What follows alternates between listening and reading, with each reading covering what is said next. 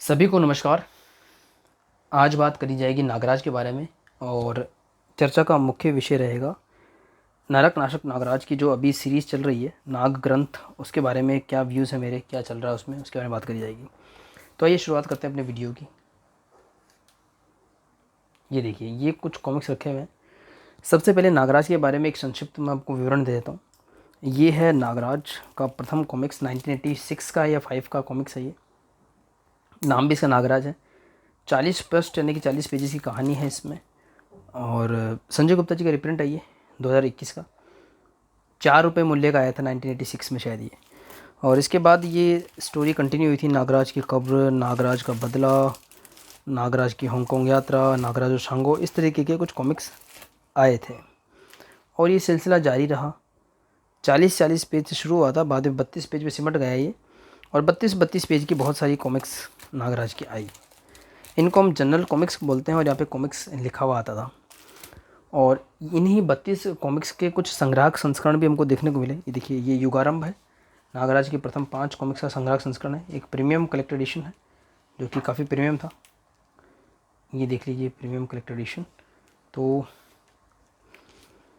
क्या कुछ खास था इसमें, इसकी बात मैं कई बार कर चुका हूँ अनबॉक्सिंग वीडियोज़ वगैरह में। फ़िलहाल सिर्फ इतनी सी बात है कि इसमें कुछ सिग्नेचर्स वगैरह हैं और नागराज के प्रथम 5 कॉमिक्स को इसमें संग्रहित किया गया है, जो कि सामने आपको दिखाई दे रहे हैं। ये है नागराज की प्रथम 5 कॉमिक्स का संग्राहक संस्करण युगारंभ। और इसमें प्रथम 5 कॉमिक्स के आवरण भी देखिए इस तरीके से हमको दिए गए। और इसके अलावा इनके ऑल्टरनेट वर्जन्स कुछ बनाए गए थे। प्रताप मलिक जी एक बहुत शानदार आर्टिस्ट थे, राज कॉमिक्स में बहुत बड़ा योगदान रहा है उनका, तो उनके बनाए हुए कुछ ऑल्टरनेट कवर्स भी इसमें हैं। और बाद में काफ़ी सारी कॉमिक्स में प्रताप मलिक जी ने ही जो है चित्रांकन करा। तो यह है नागराज का प्रथम 5 कॉमिक्स का संग्राहक संस्करण। ये है उसके बाद की 5 कॉमिक्स का संग्राहक संस्करण, जिसका नाम है नागराज वृतांत 1। और इन सब संस्करणों में सिर्फ यही है जो हमको वेल लेमिनेटेड मिला। हालांकि इसकी कुछ कॉपीज़ वेल लेमिनेटेड नहीं भी थी, ये हमको वेल लेमिनेटेड मिला है। ये देखिए, काफ़ी अच्छा प्रिंट है, बहुत बढ़िया क्वालिटी है इसकी, शानदार बाइंडिंग। तो ये है नागराज वृतांत 1। इसमें उसके बाद की 5 कॉमिक्स को शामिल किया गया। और उसके बाद में हमको देखने को मिला नागराज वृतांत 2। इसमें उसके बाद की 5 कॉमिक्स को शामिल किया गया। इसके बाद में 9 कॉमिक्स का गैप ले लिया गया, क्योंकि उसी समय जब ये प्लानिंग हो रही थी 2021 में जब ये कॉमिक्स आ रहे थे, 2020 तक या 21 तक कुछ कॉमिक्स अवेलेबल थे। नागराज डाइजेस्ट 7, 8, 9 के नाम से फेमस थे वो। तो उन कॉमिक्स को नहीं निकाला गया, सीधे ही जो लास्ट की 8 कॉमिक्स थी उनको विश्व रक्षण नाम से कलेक्टर एडिशन बनाया गया 4 कॉमिक्स का। तो ये 8 कॉमिक्स इस तरीके से प्रकाशित कर दी गई। अब 9 कॉमिक्स बच जाती हैं। वो जनरल तो प्रिंट तो हो रखी है, लेकिन उनके कलेक्टर एडिशन अभी तक नहीं आए। तो फिलहाल ये 5 कलेक्टर एडिशन हमारे सामने आए हैं। 5वां एक कॉम्बो के रूप में आया था, इसका अनबॉक्सिंग भी मैं कर चुका हूँ। तो ये कुछ कॉमिक्स थे और इसमें बहुत सारे पात्र आए अलग अलग प्रकार के, बहुत यादगार रहने वाले। जैसे कि फर्स्ट कॉमिक्स में जो एक पात्र हमको देखने को मिला, प्रोफेसर नागमणि। वीडियो बनाने के लिए रिस्क ले रहा हूँ इसको ओपन करने का। तो प्रोफेसर नागमणि हमको देखने को मिले और इसका जो संक्षिप्त विवरण है नागराज का, वो बिल्कुल सिंपल सा है। एक प्रोफेसर नागमणि है जो जुर्म की दुनिया के शहंशाह बनना चाहते हैं। वो एक बार नीलामी में नागराज को इस प्रकार से प्रस्तुत करते हैं, बोले कि एक नाग मानव है, इसमें बहुत सारी शक्तियां हैं और ये जो है आपके हुक्म के हिसाब से कुछ भी कर सकता है। तो ये एक बुलडॉग नाम का करेक्टर था। तो वो नीलामी लगाता है कि आप इसको ले जाओ एक फ़िक्स अमाउंट दे करके, और उसके बाद में जो है आप इसे अपना कोई भी मनचाहा काम करवा सकते हो 1 सप्ताह के लिए। तो क्योंकि बहुत बड़ा वेपन निकल करके आया नागराज सामने और काफ़ी लोग उसको हासिल करना चाहते थे, तो ऐसा हुआ भी। उसकी बोली लगाई गई, लोग उसे लेकर के गए और इस तरीके से ये कॉमिक्स ने अपना शेप लिया। और इसका एक इन समरी ये हुआ कि अलग अलग अपराधी जो वहाँ पे इकट्ठे हो गए थे, तो उससे नागराज को भी पता लगा कि ये लोग अपराधी हैं और विभिन्न देशों में किस प्रकार से अपना अपराध करते हैं और इनको क्यों आवश्यकता है नागराज की। और जब एक्चुअली प्रोफेसर नागमणि ने नागराज को अपने काबू में कर रखा था, उसके माइंड में कोई चिप फिट करके उसके माइंड को कंट्रोल कर रखा था। बाबा गोरखनाथ ने जो है नागराज को मुक्त करवाया उस चिप से और नागराज को फ्री करा। इस प्रकार से नागराज एक सुपर हीरो बन पाया। तो बाबा गोरखनाथ का बहुत बड़ा रोल है। इसी वजह से जो प्रथम कॉमिक्स था जगदीश पंकज जी का ये आर्ट वर्क है। इसमें देखिए बाबा गोरखनाथ यहाँ पे बनाए हुए हैं, नागराज यहाँ पे बनाया, एक विलेन है बुलडॉग वो यहाँ पे बनाया हुआ। तो इस तरीके से एक कॉमिक्स ने शेप लिया, बहुत सारे कैरेक्टर्स आए। तो ये एक थीम है सुपर हीरो के बनने की।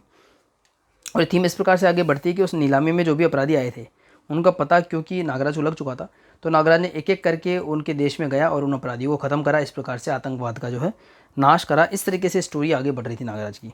बाबा गोरखनाथ सामने आए, प्रोफेसर नागमणि हमको देखने को मिले, और भी बहुत सारे कैरेक्टर देखने को मिले। नागमणि द्वीप देखने को मिला, महात्मा कालदू देखने को मिले, विसर्पी देखने को मिली, और ये देखिए थोडांगा है, एक थोडांगा देखने को मिला, सोडांगी देखने को मिली, नगीना देखने को मिली, ये तूफ़ान और जू हैं, ये सब देखने को मिले। बहुत सारे कैरेक्टर देखने को मिले, यादगार कैरेक्टर थे।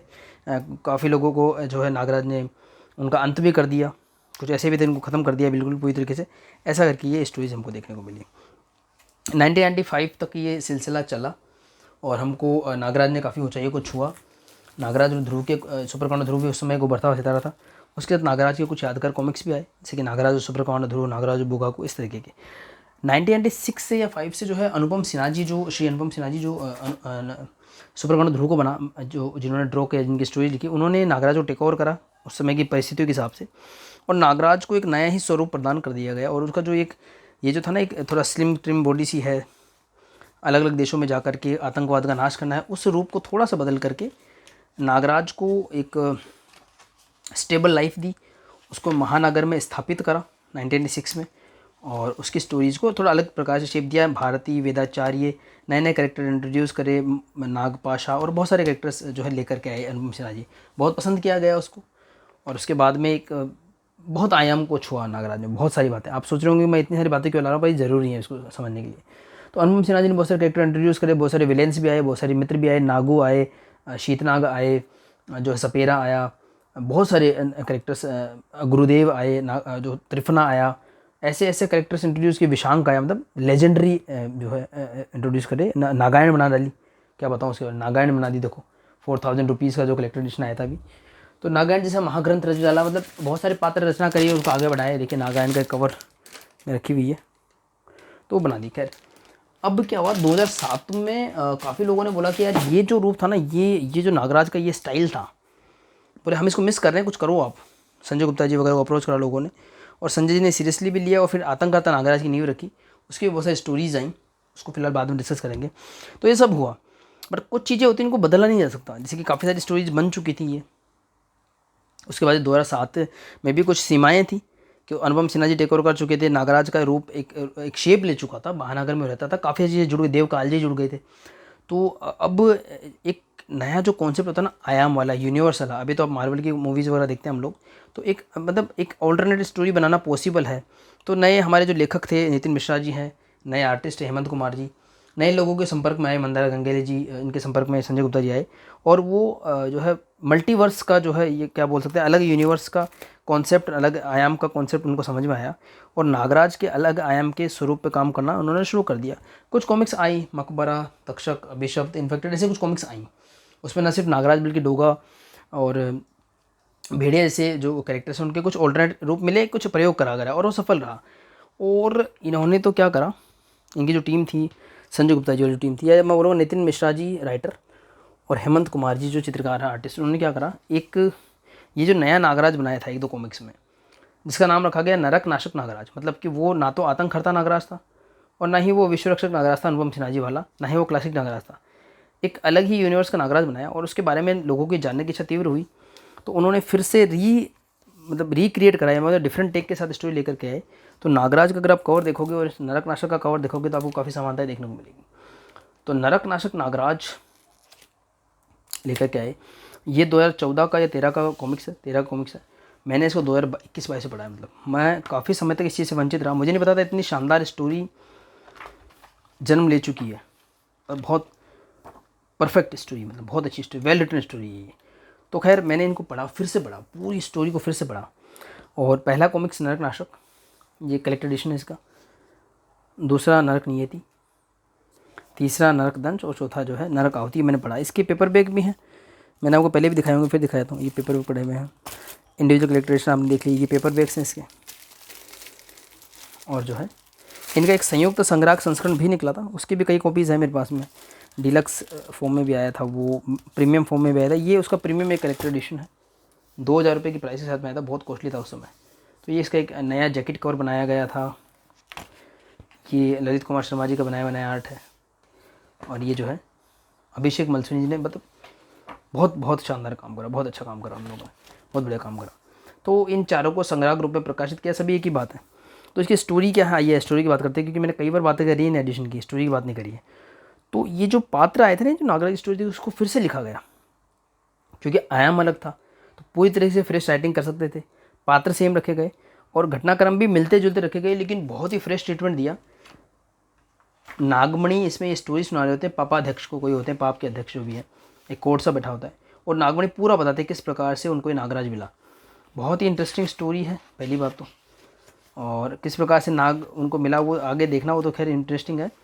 पर नागराज को वो बना कैसे, मतलब एक डेड, जो हम पहले भी जो है अनुपम सिन्हा जी की स्टोरी सुनी चुके हैं कि किस प्रकार से जो है देवकाल जी का विष एकत्र हो गया था नागराज में, पर इसमें दिखाया कि नागमणि ने किस प्रकार से उसको रिकवर करा, और नागराज ने किस प्रकार के कारनामे करे, स्कूल भी गया, और जो फादर और जो सन का एक बॉन्ड बना इनके बीच में, किस तरीके से प्रोफेसर नागमणि ने उसकी परवरिश करी होगी। और सच में ना बहुत अच्छा लगा मुझे ये एंगल। और ये है बुलडॉग, बुलडॉग को भी एक नए अवतार में दिखाया गया, तो आर्ट बहुत अच्छा इसमें, 8 मुझे लगा। हेमंत कुमार जी ने इसमें कमाल करा है, मतलब बहुत ही डायनेमिक है ना, जो जेस्चर्स बहुत डायनेमिक बनाए उन्होंने। आर्ट की समझ इतनी उस समय नहीं थी, पर बहुत अच्छी क्वालिटी का इसमें आर्ट है। तो हेमंत कुमार जी ने और नितिन मिश्रा सर ने कमाल कर दिया है सच में इसमें। और जो है नागराज के उस आयाम को अच्छे से खंगाला है, धीरे धीरे किस प्रकार से नागराज बड़ा हुआ। और खैर नागराज नाम करके इसका नाम नरक नाशक रखा गया था शुरू में। तो इसमें बताया गया किस तरीके से तो उसका बचपन बीता, कैसे उसने शक्ति अर्जित करी, गुरु के पास से सीखी, अपनी शक्तियों को जाना समझा, और प्रोफेसर नागमणि किस प्रकार से इन चीज़ों को बैलेंस कर रहे थे, अपने काम को और नागराज को। बहुत अच्छी स्टोरी।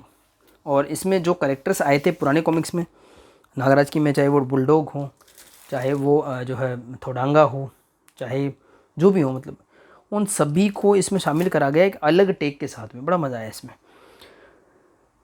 इन सब में उल्लेखनीय, मैंने आपको पहले भी बताया था कि नागराज वृतांत 2 की मैं बात कर रहा था, हालांकि सभी कैरेक्टर आए हैं, ऐसी बात नहीं कि कैरेक्टर नहीं आए हैं इसके अंदर, पर नागराज वृतांत 2 में स्पेशली मैंने आपको 2 कॉमिक्स बताए थे, प्रलयंकारी मणि और शंकर शहनशाह। बहुत ही इंपॉर्टेंट कॉमिक्स है ये, प्रलयंकारी मणि और शंकर शहनशाह। इन दोनों कॉमिक्स को जरूर पढ़ें अगर आपके अवेलेबल हो पुरानी कॉमिक्स, तो प्रलयंकारी मणि और शंकर शहनशाह बहुत इंपॉर्टेंट कॉमिक्स है। तो इसमें शंकर शहनशाह एक विलन होता है, मैंने पहले बताया था, और ये जो है नागमणि द्वीप या नागद्वीप में ये विषप्रिय हैं, राजा मणिराज के पुत्र, और विषप्रिय की सिस्टर विसर्पी, जिससे नागराज का टेक्निकली विवाह भी हुआ है नागायण में। तो वो स्टोरी भी इसमें है। थोड़ा सा एक एंगल क्या चेंज करा इन्होंने, कर मैं बताऊँगा आपको। तो इस तरीके से नागराज बड़ा हुआ।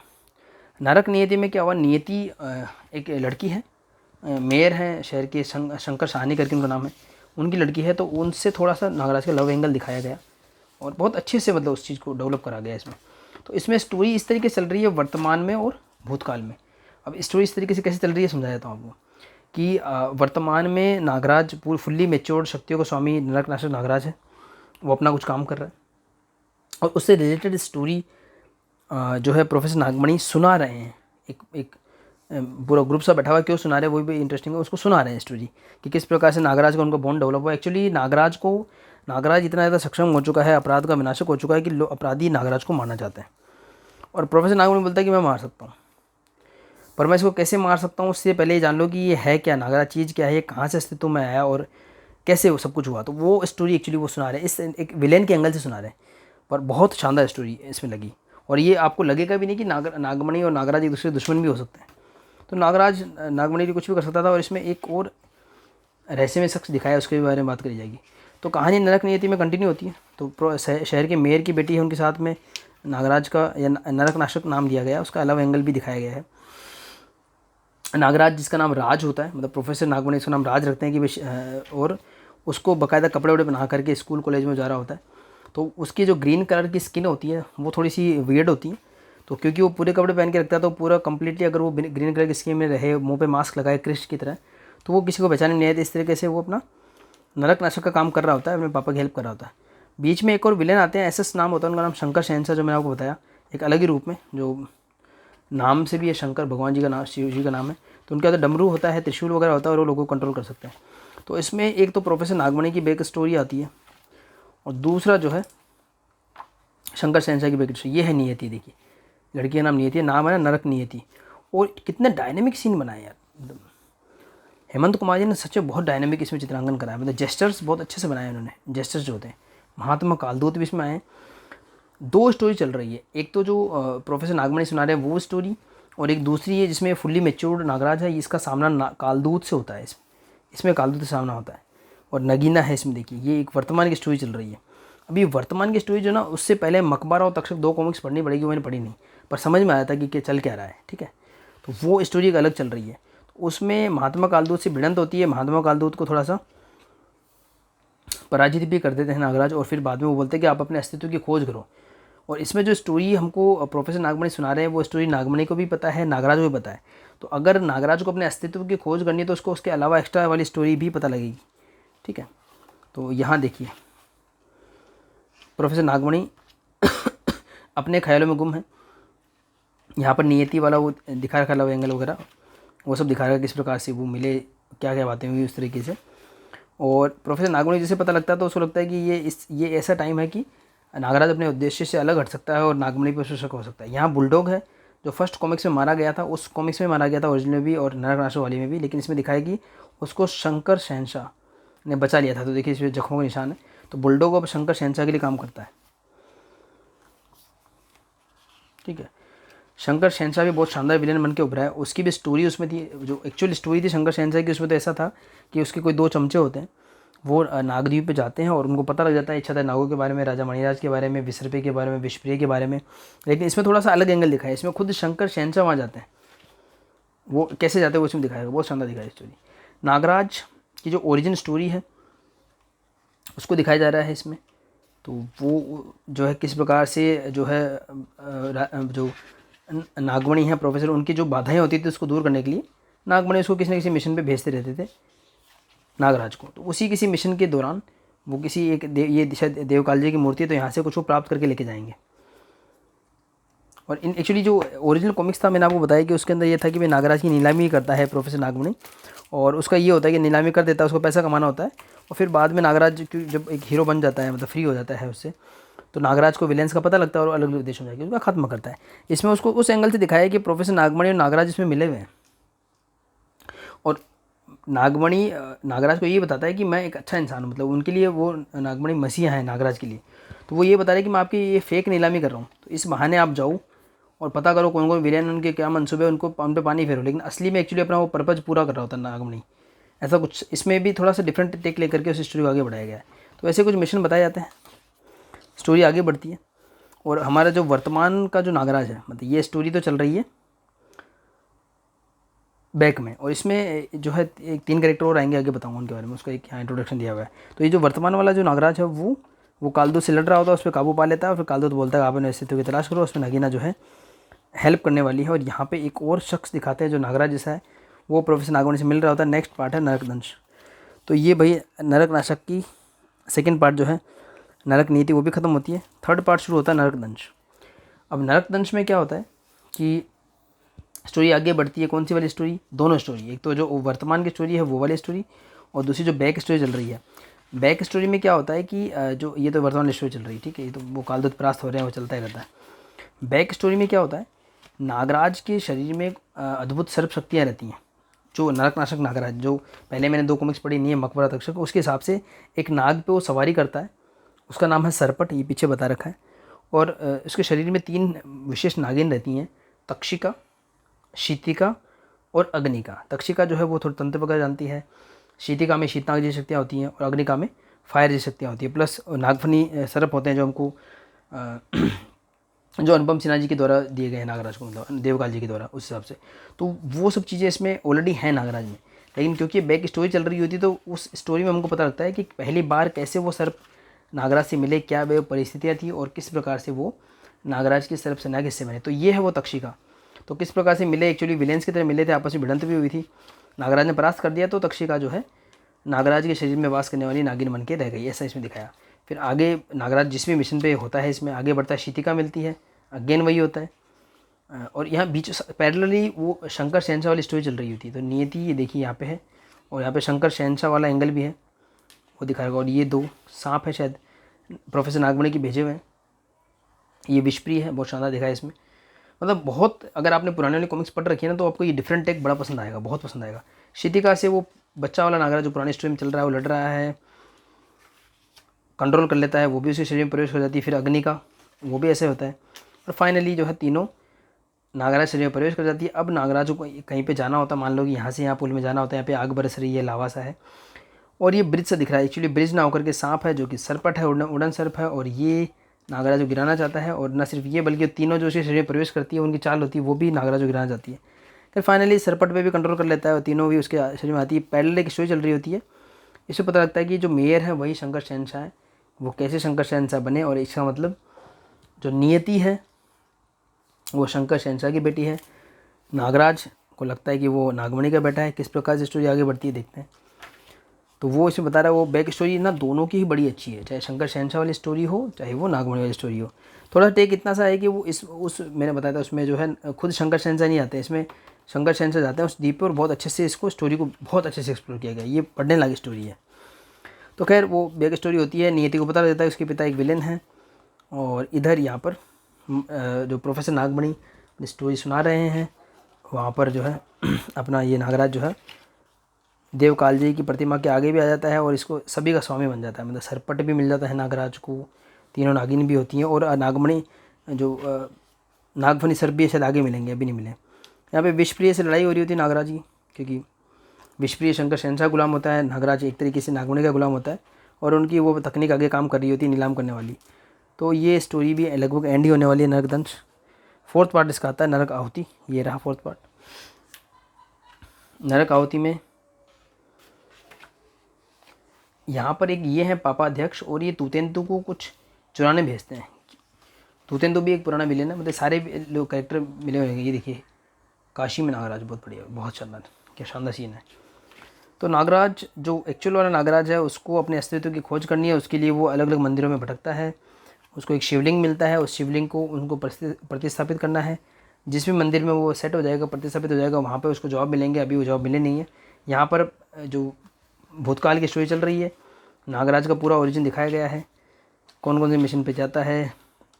ये शिकांगी नेवले है, ये उस जैसी प्रजाति है, वो भी दिखाया गया है इसमें। तो ये अपना काम कर रहा होता है, पिताजी की आज्ञा का पालन कर रहा होता है। इधर शंकर शहनशाह यानी कि जो मेयर साहनी है और नागमणि उनके बीच में आपस में बहस भी हो रही होती है, सब कुछ हो रहा है। ये सिल्विया हुड और दिखा रखी है लेडी, ये भी पुराने कॉमिक्स में थी। ये बुलडॉग दिखा रखा है, उनका भी कुछ अलग एंगल दिखा रखा है। तो खैर स्टोरी आगे बढ़ती है। नागराज अपने इन जो भी इसके अभियान होते हैं उसके बीच में बाम्बी के जो तक्षक थे उनसे भी टकराता है। जो और इसमें ये वो दोनों अलग अलग दिखा रखे। बाम्बी में उल्टा हुआ था कि दोनों एक थे, उनको बाद में अलग किया गया था। यहाँ पर जो है एक बाद में किया जाता है इनको, या फिर बाम्बी में याद नहीं रहा होता उसमें बाद में किया गया हो। तो नागराज इनको एक कर देता है और इसमें दिखाया गया कि ऐसा कोई पहले शाप वगैरह मिला होता है कि नागराज ही कर सकता है, देवकाल जी के वरदान से प्राप्त है। तो ऐसे करके वो बाम्बी वाले को भी अपना फ्रेंड बनाता है। धीरे धीरे जो है इसकी नाग सेना बढ़ रही है या मित्र बढ़ रहे हैं। ये है वो नागफनी सर्प। तो इनको भी पराजित करके ये देवकाल जी के सिर पे शायद कोई मूर्ति या कुछ है वो लेने जाते हैं और फिर बाद में टकराते हैं बाबा गोरखनाथ से। तो नरक आहुति में बाबा गोरखनाथ भी आते हैं और जो वही करते हैं जो उन्होंने पहले किया था, नागराज से थोड़ा सा भिड़ंत वगैरह। ये देखिए ये है वो वर्तमान वाला नागराज। वो यहाँ पर टकरा रहा है, नागाल नाम के कोई विलेन है उनसे, और इसमें नागराज की हत्या भी होती है पर बाद में पता लगता है इल्यूजन है, ऐसा कुछ है। और जो है नागराज अपने काम पे लगा हुआ है। यहाँ तूतेंतु है, वो अलग अलग आयामों की खाक छान रहा है, पता नहीं क्या काम है उसको, किसको ढूंढ के लाना है वो है। प्लस पुरानी स्टोरी चल रही है। दोनों स्टोरी बहुत इक्वली इंटरेस्टिंग है। ये है शिकांगी नेवला जो बाबा गोरखनाथ नेवला है, नागराज उससे भिड़ता है और जो है विषप्रिय से भी लड़ाई करता है। ये वर्तमान वाला नागराज है शायद, नहीं ये भी बैक वाला नागराज है। तो खैर बाबा गोरखनाथ एक्चुअली उसको पूरा वैसे वही मुक्त कराया था जैसे उसमें मुक्त कराया था। प्रोफेसर नागमणि ने एक चिप डाली थी, इसमें भी वही दिखा रखा है, बट एंगल अलग है किस प्रकार से नागमणि के प्रभाव से मुक्त होता है नागराज। बहुत शानदार, मतलब बहुत ही वेल रिटन स्टोरी है ये। और इस प्रकार से बैक स्टोरी खत्म होती है। नागराज खत्म नहीं होगी, आगे लंबी चलेगी पर बैक स्टोरी चल रही है। वर्तमान वाली स्टोरी आपको बहुत कम जानने को मिलेगी इसमें, पर बहुत ही इंटरेस्टिंग स्टोरी मैं आपको फिर बता रहा हूँ। मतलब पुराने स्टोरी अगर आपने पढ़ी हुई है तो भी आपको इंटरेस्टिंग लगेगी, नहीं पढ़ी हुई और खाली पात्र से थोड़ा परिचित है तो भी आपको ये स्टोरी काफ़ी अच्छी लगेगी। वही पुराना स्वाद लिए हुए पर इसको बहुत अलग तरीके से लिखा गया है। और इसमें दिखा रखा है कि जब नागमणि के रहस्य खुल जाता है नागराज के सामने और वो नागमणि का दुश्मन बन जाता है या नागमणि नागराज से दुश्मन मिलता है, तो उसके अंदर का मतलब वो एक सीन दिखा रखा है, इमोशनल सीन, कि ही इज़ ए फादर। उसके बीच में बॉन्ड भी तो डेवलप हो ना नागराज के बीच में। मतलब इतनी सिंप्लीफाइड स्टोरी नहीं थी जितना दिखा रखा। और अच्छा आपको भी वो एंगल काफ़ी पसंद आएगा। खैर अब से नागमणि और नागराज दुश्मन हो जाते हैं। इसके लिए शंकर शहनशाह का ये दुश्मन बन जाता है और अंत में जो है इसी वजह से वो नियति का भी दुश्मन बन जाता है, वो है वो थोड़ा दिखा रखा है इसमें। ऐसा कुछ एक परिस्थिति आती है नरक आहुति में कि नागराज को बचाने के लिए नरक जो नियति होती है वो अपनी बलिदान दे देती है। शंकर शहंशाह गुस्से से पागल हो जाता है। इस तरीके से स्टोरी आगे बढ़ती है। ये देखिए नागराज को अपना अच्छा रूप भी मिलता है इसी पूरी जर्नी के दौरान, उसको ये भी पता लगता है। तो ऐसे करते थे नागराज शक्तियाँ वगैरह डेवलप हो रही होती हैं, बहुत सारे इवेंट्स होते हैं। नागमणि की स्टोरी ख़त्म होती है और नागमणि ये बाद में लास्ट में रिवील करता है 4th कॉमिक्स के एंड में कि नागराज जैसा ही एक और है नागदंत। नागदंत जो है वो अब आता है सामने। यहाँ पर ये स्टोरी ख़त्म होती है।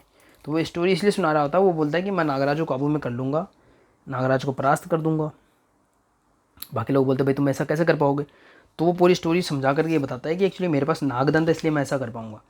नागदंत क्या चीज़ है एक्चुअली, क्या जब प्रोफेसर नागमणि ने किस प्रकार से कंट्रोल कर रखा था नागराज को, या क्या स्टोरी सुनाई थी। स्टोरी सिंपल थी, उन्होंने बोला कि नागराज को बोला था कि तुम मेरे बेटे हो।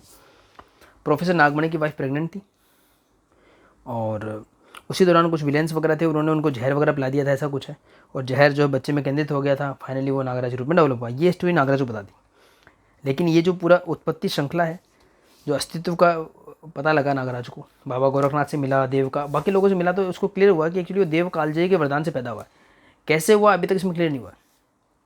हमारा जो पुराना नागराज था उसमें तो अनुपम सिन्हा जी ने खजाना सीरीज में सब क्लियर कर दिया था। यहाँ पे अभी कुछ क्लियर नहीं हुआ है, वो सारे पात्र आएंगे। लेकिन यहाँ पे ये जरूर क्लियर हो गया कि प्रोफेसर नागमणि का बेटा नहीं है नागराज। और नागमणि ने जो स्टोरी सुनाई थी, नागमणि बोला कि वो स्टोरी झूठ नहीं थी, बोले वो स्टोरी सच थी, बस उन्होंने प्लेस चेंज कर दिया था। मतलब एक्चुअली उनके बच्चा हुआ था, एक्चुअली उसमें जहर था, उसमें जीवन के कोई लक्षण नहीं थे, लेकिन धीरे धीरे उसे जीवन के लक्षण आए और वो बना नागदंत। तो अब इसके बाद जब इसका संयुक्त संग्राहक संस्करण निकला, ये देखिए ये है संयुक्त संग्राहक संस्करण। और इसमें क्या हुआ कि ये जो इस तरीके का एक अल्टरनेट नया कवर बनाया गया ललित कुमार शर्मा जी के द्वारा। इसको बोला गया कि ये डिलक्स एडिशन है 1500 रुपये का, ठीक है। और इसके बाद में जो है एक प्रीमियम एडिशन और आया, उसमें हमको एक्स्ट्रा जैकेट या डस्ट कवर जो भी होता है मिला। अभिषेक मलसुनी जी का ज़बरदस्त आर्ट, प्लस आपको ये ऐसे टिन बॉक्स में मिलता था, ये वाला जो था ऐसे टिन बॉक्स में आया था ये। तो ये बहुत ही प्रीमियम था मतलब। और ये टिन बॉक्स फिर एक थर्मोकोल में इस तरीके से होकर आया था, बहुत सारी नोवेल्टीज़ वगैरह मिली थी, काफ़ी कुछ मिला था इसमें। तो खैर बात करते हैं इसकी संयुक्त संग्राहक संस्करण की। तो एक चीज़ और मिली थी, गोल्ड ग्लेडिंग है, नया कवर है, एक और नया कवर है, संजय गुप्ता जी के साइन है टीम वगैरह के, वो सब तो मिला ही था, इसमें कोई डाउट नहीं है, वो सब मिला था। लेकिन एक चीज़ और मिली थी कि इसके लास्ट में ये कुछ 7-8 पेज एक्स्ट्रा मिले थे, जो कि इन इंडिविजुअल कलेक्टर एडिशंस में भी नहीं थे, इंडिविजुअल कॉमिक्स में भी नहीं थे। वो पेज में ये था कि नागदंत के साथ जो डेवलपमेंट है, किसे नागदंत डेवलप हुआ, वो इसमें दिखा रखा था।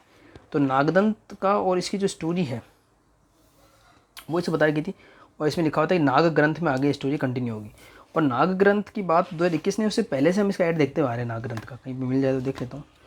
नाग ग्रंथ का ऐड हमने काफ़ी देखा था, पर मुझे लगा नहीं था कि वो कॉमिक्स कभी आएगी, क्योंकि राज कॉमिक्स में जो बंटवारा वगैरह हुआ मतलब काफ़ी कुछ बदलाव हुए और काफ़ी सीरीज अटकी। नाग ग्रंथ का मे भी ऐड हो इसमें, ये रहा। तो ये ऐड हम काफ़ी टाइम से देख रहे हैं कि भाई नागराज के अस्तित्व को तलाश थी ये जो है ना नाग ग्रंथ। खैर ऐसा हुआ भी, बहुत प्रयासों के बाद संजय गुप्ता जी का पब्लिकेशन जब खुद अलग हुआ तो संजय गुप्ता जी लेकर के आए इसके बाद वाला पार्ट। और ये स्टोरी कंटिन्यू रहती है, मतलब ये जो 4 पार्ट की उत्पत्ति श्रृंखला ये कंटिन्यू होती है। और उसके बाद का जो कॉमिक्स लेकर के आए संजय गुप्ता जी, कहाँ रखा हुआ देखता हूँ, ये रखा हुआ। तो फिलहाल इन सबको हटा देता हूँ तो डिस्ट्रक्शंस नहीं होंगे। ये कलेक्टर एडिशन तो मैंने रेफरेंस के लिए लिए थे, इसको हटा देते हैं। ये देखिए उसके बाद ये कॉमिक्स आया आदि पर्व 96 पेजेस का। वो भी 96 पेजेस के थे, जो भी थे नरक नाशक, नरक नहीं थे, नरकदंश, कुछ 80 पेजेस के थे, कुछ 96 पेजेस के थे। ये 96 पेजेस का था। और तब जो है वो कॉमिक्स इतने सस्ते आए थे ना कि शायद उनका कलेक्टर एडिशन भी 80 रुपये का आया था, जहाँ तक मुझे याद है। मतलब 70-80 रुपये का कलेक्टर एडिशन आ गया था। आप क्या समझ रहे हो इस बात को, विद गत्ते वाला। हाँ बाद में डेफिनेटली जब इन्होंने फोर्स प्रिंट करा संजय जी ने, तो उन्होंने इंडिविजुअल कलेक्टर एडिशन तो हमको, पेपर बैग तो हमको 120 रुपये में दिए, और ये जो संग्राहक संस्करण था वो 250 रुपये का दिया, जो कि डबल से ज़्यादा प्राइस का था। ऑफकोर्स साथ में कुछ नोवेल्टीज़ थी। खैर इसी तरह पे ये जो 96 पेजेस का है ना, मतलब ये जो 250 का दे रहे थे संजय गुप्ता जी, हालांकि 250 पेज शायद इनमें नहीं थे, नरक नाशक वगैरह नरकदंश में शायद 96 पेजेस होंगे, बराबर सही लग रहा है। तो ये इसका नेक्स्ट पार्ट आया आदि पर्व, और इसकी प्राइस थी 700 रुपये, हार्ड बाउंड की 700 रुपये, और पेपर बैग की 500 रुपये, जो हमको डाइजेस्ट ही नहीं हुई थी। मतलब बड़ी मुश्किल से हम फैंस ने ये एक्सेप्ट करा था। खैर हालांकि फिर कुछ कॉम्बो ऑफर मिले, कुछ नोवेल्टीज़ मिली, और बहुत शानदार नोवेल्टीज़ मिली। ऐसा मैग्नेट स्टिकर मिला और एक मोबाइल स्टैंड मिला था, मतलब एक कॉम्बो ऑफर मिला था। ये वहाँ वो देखिए, अगर नहीं दिख रहा होगा मैं दिखाता हूँ आपको। ओहो देखिए कॉम्बो ऑफर था, मतलब पेपर बैग और कैलकुलेशन एक साथ लेने की हिम्मत किसी की थी नहीं। 500 700 1200 रुपये पर मिला, मैंने लिया था। तो 1200 रुपये कॉम्बो मिला। तो ये हमको एक उसका ऐड जो था ना नाग ग्रंथ का, उसका एक मोबाइल स्टैंड मिला, बहुत अच्छी स्टड क्वालिटी का मिला, मतलब बहुत बढ़िया नोवेल्टी कही जा सकती है संजय गुप्ता जी की। इसी तर्ज पे इसका नेक्स्ट पार्ट आया, कहाँ रख दिया भाई, ये रहा मोबाइल स्टैंड नीचे पड़ा हुआ है। आदि पर्व का नेक्स्ट पार्ट आया नाग पर्व 2022 में, काफ़ी समय हो गया, लगभग 1 साल हो गया होगा। ये देखिए आदि पर्व का नेक्स्ट पार्ट है नाग पर्व, ये भी 96 पेजेस का ही है। सेम वैसे ही हुआ, 500 रुपये का पेपर बैग था, 700 रुपये का हार्ड बाउंड एडिशन, तो बहुत कॉस्टली, मतलब बहुत कॉस्टली। और उसी तरह पे एक मोबाइल स्टैंड इसके साथ भी मिला कॉम्बो के साथ। पर ये देखिए थोड़ा सा ये फ़र्क है, छोटा है लेकिन अच्छा है, तो काफ़ी सुंदर बनाया है। तो ये मोबाइल स्टैंड वगैरह उस कॉम्बो के एक पार्ट थे, वो मिले हमें। छोड़ते हैं उस चीज़ को, स्टोरी पे आते हैं। तो स्टोरी ऐसी थी, पूरी की पूरी जो उत्पत्ति श्रृंखला थी, उस उत्पत्ति श्रृंखला में नरकनाशक नागराज किस प्रकार से नरकनाशक नागराज बना। तो नरकनाशक नागराज को बनाया प्रोफेसर नागमणि ने।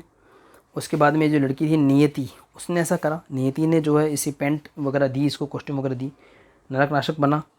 और फाइनली ये नागराज, राज था पहले, फिर नरकनाशक बना, फिर नागराज बना, वो स्टोरी थी। प्लस कुछ वर्तमान की छोटी मोटी सी स्टोरी चल रही थी, वो ज़्यादा नहीं थी वर्तमान वाली, ऐसा इसमें हुआ। अब वर्तमान वाली स्टोरी इसमें चल रही है। आदि पर्व में वो नागराज आगे गया है, वही वो शिवलिंग को प्रतिस्थापित करना, इसमें बैक स्टोरी दे रखी है आदि पर्व में कि क्या क्या हुआ था। इन चारों कॉमिक्स में क्या हुआ था वो पूरा समाप्त कर दिया 3-4 पेजेस में, आप देख सकते हैं। उसके बाद में आदि पर्व की स्टोरी शुरू होती है। वही नगीना है, नागराज है, और नागाल वाली बैक स्टोरी है। तो यहाँ पे काशी में जाता है नागराज, और नागदंत जो हमको उत्पत्ति श्रृंखला के संग्राहक संस्करण के कुछ पेजेस में मिला था, वो भी एक्सप्लोर किया गया है। तो नागराज और नागदंत टकराते हैं, नागराज से नागराज टकराता है एक तरीके से, और उसी में आगे बढ़ता है, फाइट वगैरह होती है। नागदंत नागराज भारी भी पड़ता है, आगे दिखाते हैं। और यहाँ पे जैसा पहले वो एक परिषद थी जिसमें नागमणि अपनी स्टोरी सुना रहा था, अब नागमणि की स्टोरी एंड हो चुकी है, और अब उसमें थोडांगा अपनी स्टोरी सुनाएंगे कि उसको क्या क्या एक्सपीरियंसेस हुए। यहाँ पे तुतेंतु जो चोर था वो आगे गया है किसी आयाम में, मतलब इसी आयाम में, और वो क्रोध केतु को भी, जी हाँ, भेड़िया का एक नया रूप है नरकनाशक नागराज की यूनिवर्स में, क्रोध केतु को भी उससे वो टकराता है। और जो है इसमें थोड़ा सा आपको एक्समेन टाइप का एंगल मिलेगा, मतलब म्यूटेंट्स हैं, उनका ग्रुप को लीड कर रहा है भेड़िया, और भेड़िया से आपको वुल्वरीन की याद आ जाएगी। ये नरहनी है जो अभिशप्त कॉमिक्स में थे, मैंने अभिशप्त का रिव्यू भी किया था। ये चार्ल्स जैसा लगेंगे आपको, एक बार वैसे लगेंगे, मतलब नोट, आप थोड़ा समझ सकते हो उस तरीके से। तो खैर वो यूनिवर्स में आगे बढ़ते हैं। राज कॉमिक्स में एक और इम्पोर्टेंट चीज़ है पंचनाग। पंचनाग भी बहुत इंपॉर्टेंट कैरेक्टर, उनके बारे में भी आप पता कर सकते हैं विभिन्न कॉमिक्स में से। और भारती जो अनुपम सिन्हा जी ने दी थी, तो इसमें भारती पंचनाग के साथ में, और पंचनाग अपना रूप बदल करके रहते हैं, और उत्पत्ति श्रृंखला में वो अलग अलग जगह अपने काम पे लगे होते हैं, पर भारती का कॉल आने पे वो एक जगह पे इकट्ठे हो जाते हैं। उनका भी एक अच्छा रोल दिखाया गया है इसमें। पर ये चाहते कि वो नागराज अपने अस्तित्व की खोज ना करे, और नगीना चाहती कि वो खोज करे, महात्मा कालदू चाहते कि वो खोज करे। क्या होने वाला है कुछ नहीं पता। अस्तित्व की खोज करते करते जो है ये बोले कि ऐसे तो हम भटकते रहेंगे, पता कैसे लगेगा।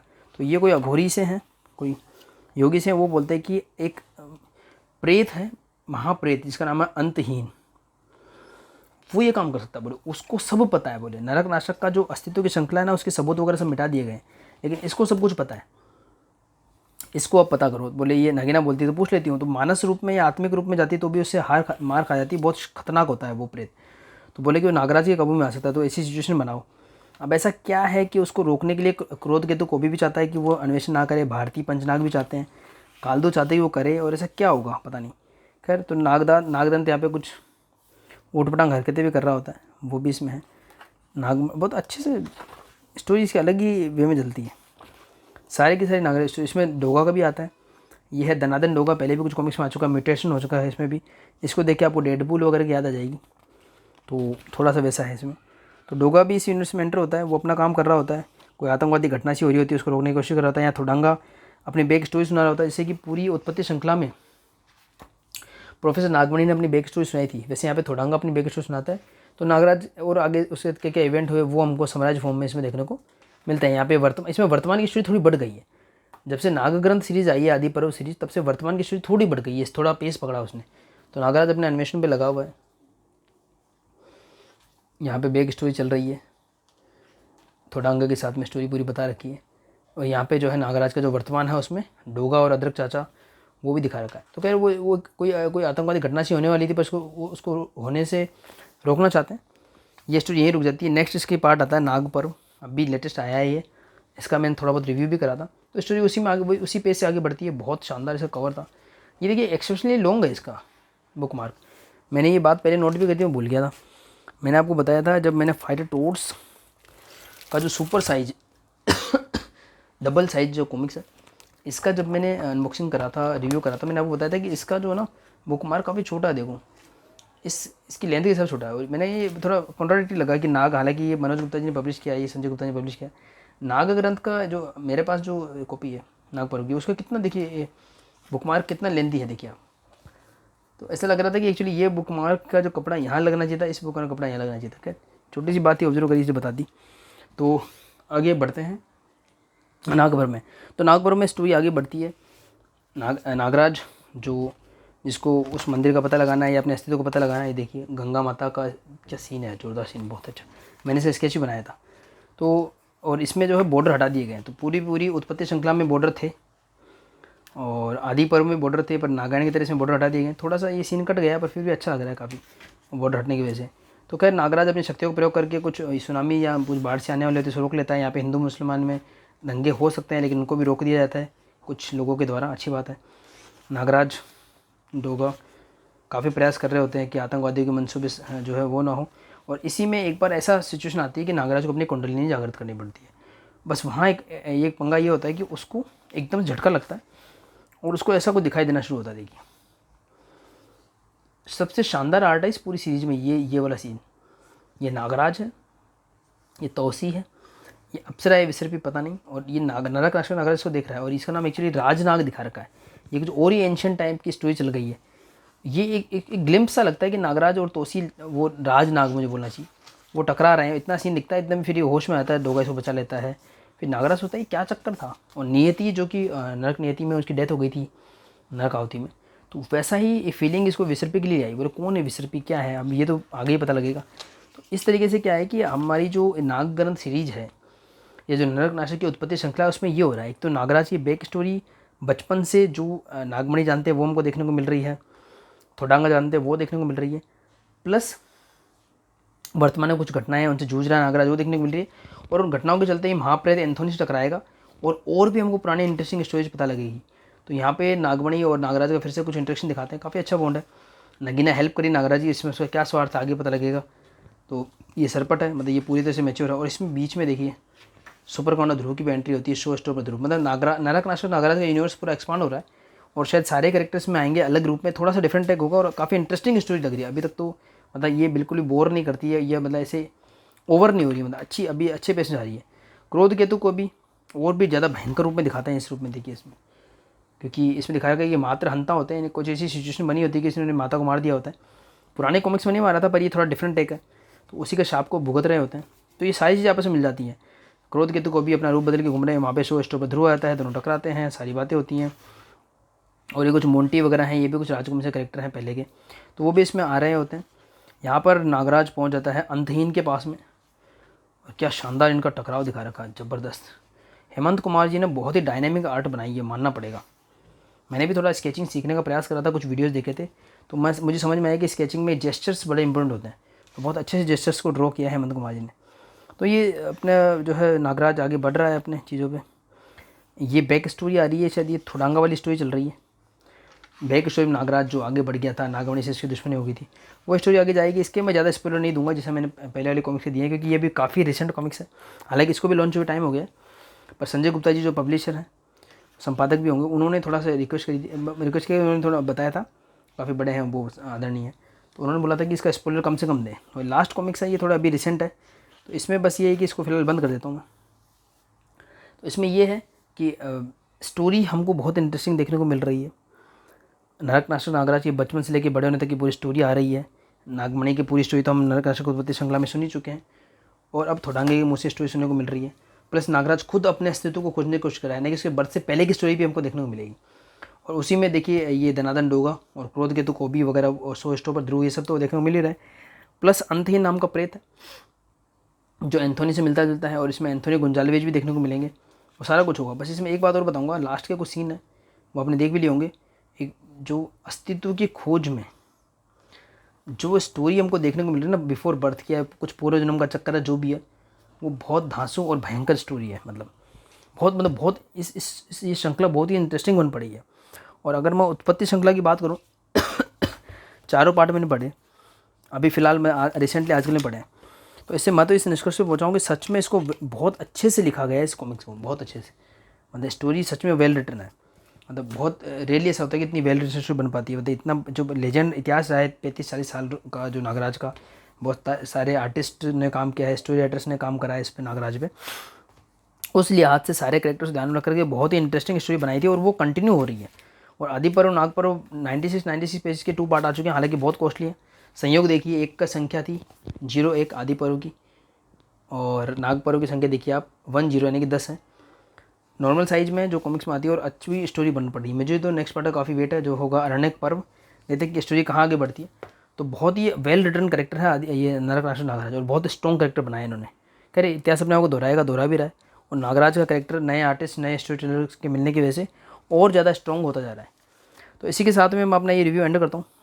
आशा है कि आपको ये जो है शॉर्ट इंट्रोडक्शन पसंद आया होगा नरक नागराज का। स्टोरी कंटिन्यू है। मिलते हैं किसी और वीडियो में, तब तक के लिए सभी को धन्यवाद।